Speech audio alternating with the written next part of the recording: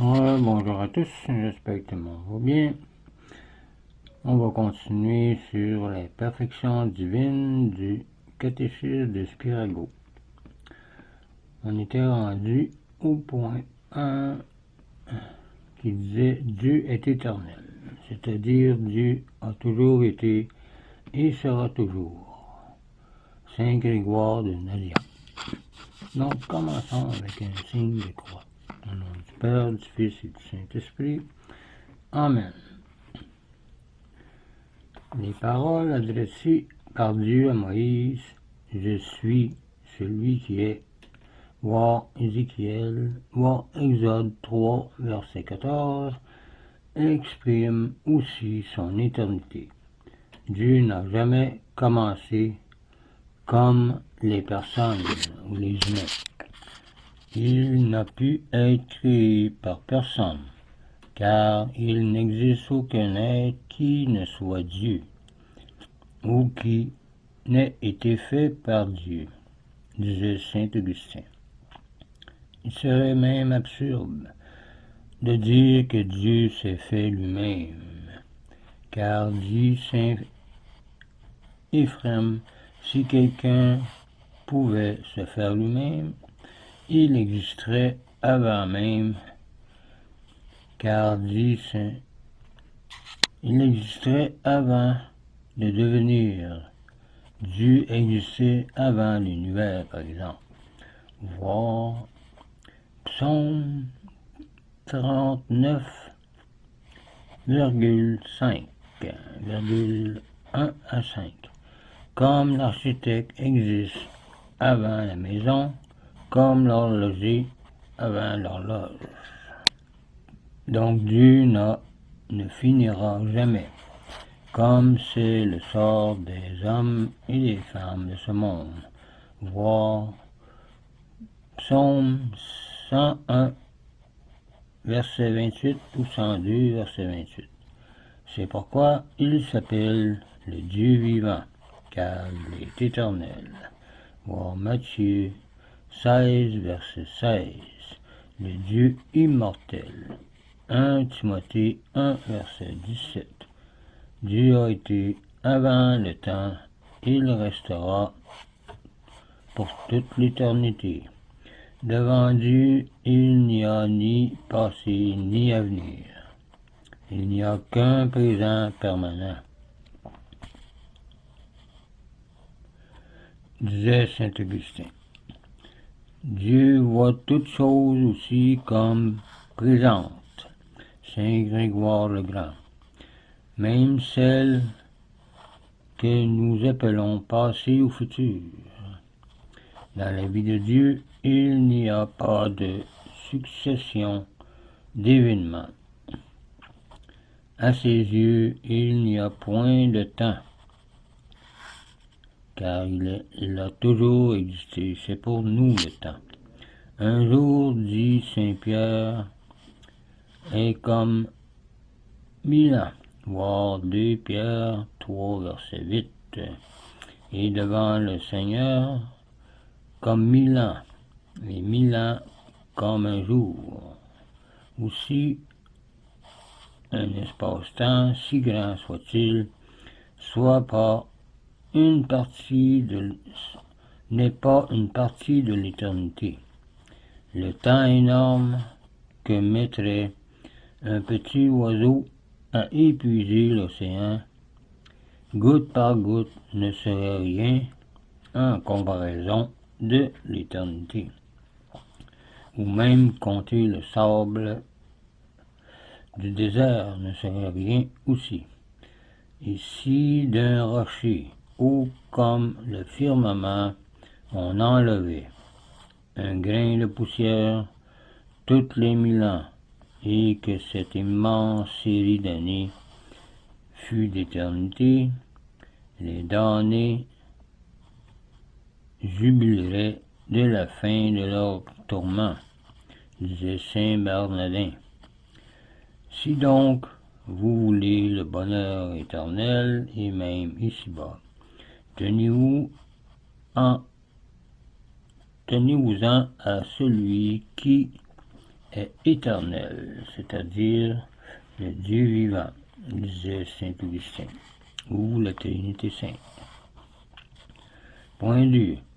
Dieu est doué d'ubiguïté, c'est-à-dire Dieu est en tout lieu en même temps.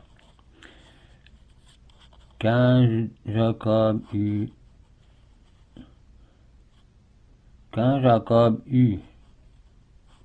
en pleine campagne sa vision de l'échelle mystérieuse, il s'écria, vraiment Dieu est en ce lieu, et je ne le savais pas. Voir Genèse 38, verset 16. Ces paroles s'appliquent à tout lieu, mais Dieu n'est pas partout seulement par sa puissance, comme le soleil est présent sur la terre par son influence et sa lumière, mais il remplit et pénètre toutes choses. Dieu remplit le ciel et la terre, disait Jérémie 23, verset 24. L'Esprit de Dieu remplit tout l'univers. Voir Sagesse 1.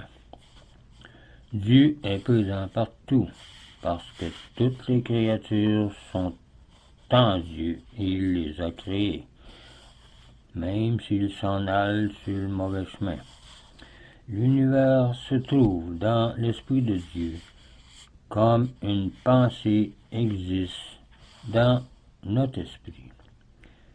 Celle-ci est un produit de notre âme, comme l'univers est produit par Dieu.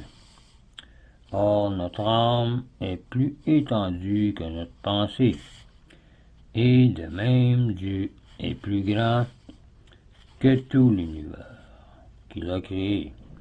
Et comme notre âme pénètre toute notre pensée, ainsi Dieu pénètre tout l'univers qu'il a créé. D'où la parole de saint Paul à l'Aréopage. En lui nous vivons, nous mourons et nous existons. Voir Actes, chapitre 17, verset 28.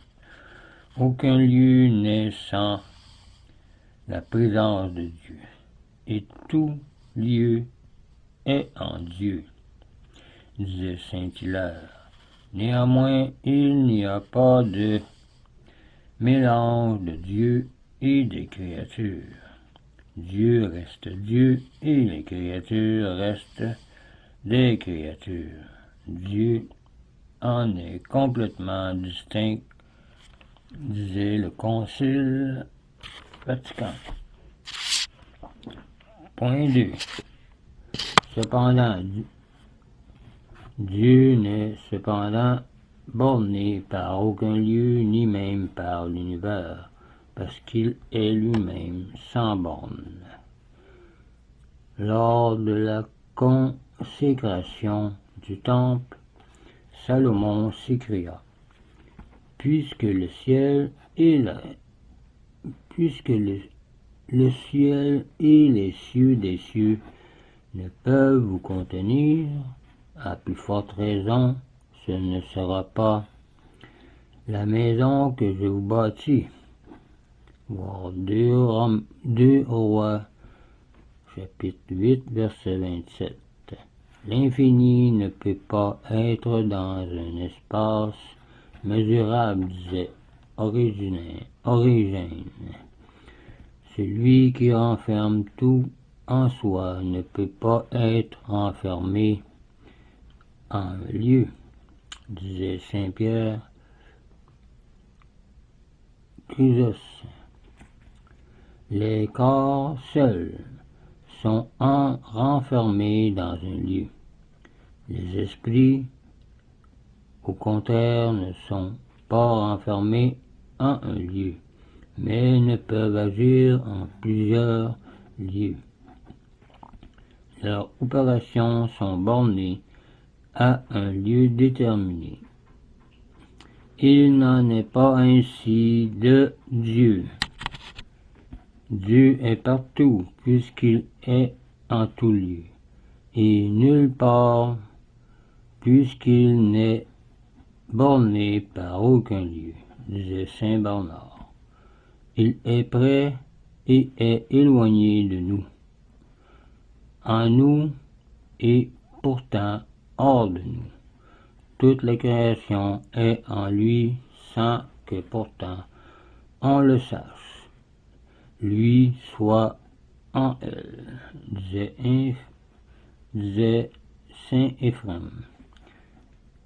Point 3. Cependant, Dieu est sans extension dans l'espace et se trouve par conséquent tout entier en chaque endroit. Quoique Dieu soit plus grand que tout l'univers, sa grandeur ne ressemble pas à la distance du ciel à la terre, encore prolongée. Dieu est sans étendue, sans borne, comme j'ai dit tantôt. Il n'est donc pas répandu dans l'espace, comme s'il était la moitié dans le ciel et la moitié sur la terre, disait saint Augustin. Il est partout, et partout tout entier. Il est tout entier au ciel et sur la terre, tout entier au ciel seul et tout entier en chaque lieu du ciel et de la terre, disait saint Augustin. L'âme humaine aussi remplit le corps tout entier. Elle est tout entière dans chaque partie du corps et cependant elle n'a point d'extension dans l'espace. Point 4. Dieu est spécialement présent au ciel, au saint sacrement de l'autel et dans les âmes justes. Au ciel, Dieu se fait voir face à face. Au Saint-Sacrement, l'homme-Dieu est présent dans les espèces du pain et du vin, dans les âmes justes et dans les âmes justes. Dieu habite par l'Esprit Saint. Quoique les rois de la terre habitent leur palais tout entier, ils n'ont cependant qu'une salle du trône, où ils donnent solennellement les audiences et distribuent publiquement leur faveur. Dieu en agit de même. Cinquièmement, il n'y a pas de lieu où Dieu ne soit pas. Les yeux du Maître sont en tout lieu. Il voit les bons et les méchants. Proverbe 15, verset 8. Dans les églises, souvent au-dessus de l'autel, on voit une image appelée l'œil de Dieu. Cette image nous rappelle que Dieu est présent partout.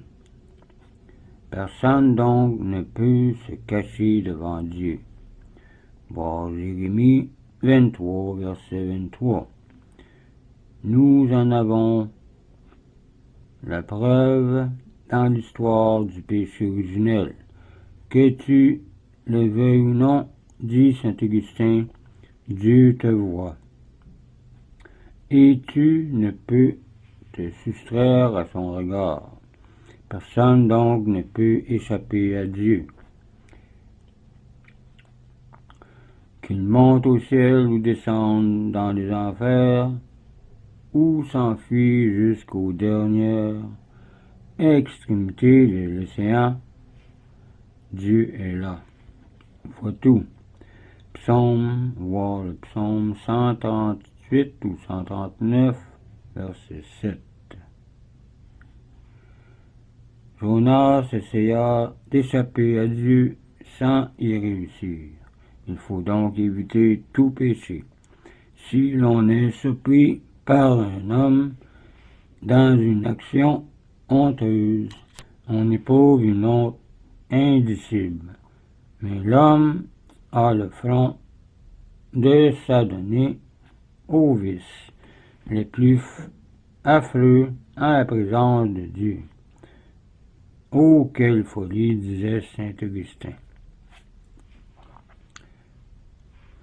On va arrêter cette vidéo pour le moment, ici. La prochaine fois, on va parler de... Nous devons donc toujours penser que Dieu est auprès de nous et avoir sa crainte, afin de ne pas pécher.